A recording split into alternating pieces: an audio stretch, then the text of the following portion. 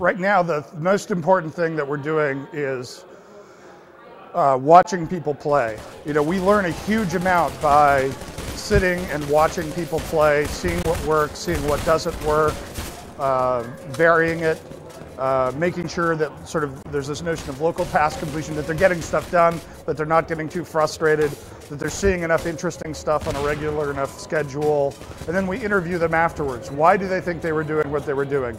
Did they have a sense of what was going on in the broader story? Were they paying attention to the story? What did they like? What did they dislike? So we just do that over and over and over, going through the game again and again and again, because that tuning of the game and getting those reactions is just the best tool we know for doing this final level of refinement on the design. For us, it's really important for the character of Gordon to be transparent, that how the player feels about what's going on and what their character is supposed to be feeling are relatively in sync. So at the beginning of the game, you're confused. The character is confused and the player is confused. What's going on?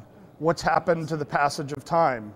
The last thing I remember was this other event, and now there's this fair amount of distance between that spatially and temporally. It's like, I'm not there anymore. I'm not in Black Mesa anymore. What happened?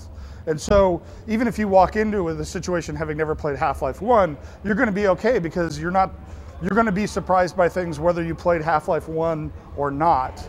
And you know, that was one of the choices we made early on, to keep the player in sync with the game character, as well as to accommodate people who hadn't played the original game. It sort of worked on both levels.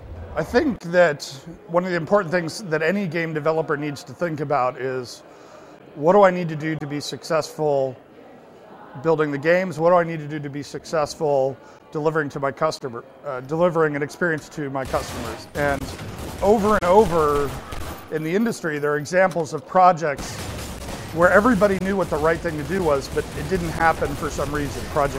It's like 2/3 of the projects in the game industry go out too soon, if you ask me. They're not done. They were right at that elbow where a little bit of extra work would have made the game dramatically better. So, you know, it's sort of like, this is an obvious issue.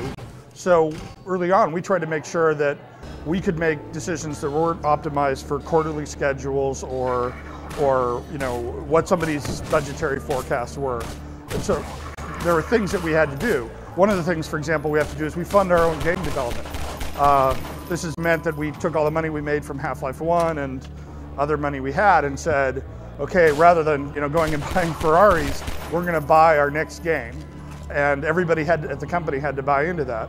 But that means now that we have the opportunity to do things we'd never be able to do if we were looking to somebody else to be taking that risk.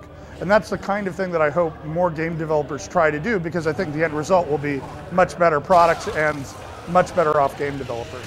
Well, with Half-Life 1, we were trying to build the company at the same time we were building the game.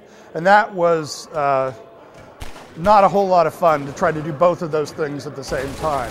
With Half-Life 2, we have a much better team, a much stronger team. Everybody on Half-Life 1 had been through it before. People had a lot more confidence in terms of taking risks, that those risks were going to pay off. So in a lot of ways, except for the fact that it's taken an unbelievably long amount of time to do, Half-Life 2 has been a lot more fun for us than Half-Life 1. Half-Life 2 multiplayer is not something we're talking about because we want to keep it as a surprise for our customers as we roll into our launch cycle. I play it every day, so I think it's going to be very popular with the community. My position on the release date is I hate release dates, because no matter how hard we try, we screw them up. So we held back talking about our release date going into September 30th because I wanted to have a much clearer idea of what day we were going to ship on. And right now, all we can say is holidays of this year, which to me feels really unfortunate in terms of, you know, our customers want to know. They just say, tell us what the date is really going to be. That's what they want to hear. They're fine with what the date is. Just tell us what it's really going to be so they can plan accordingly. So right now it's holidays a year, and you know, I wish we had a clearer date to give people at this time.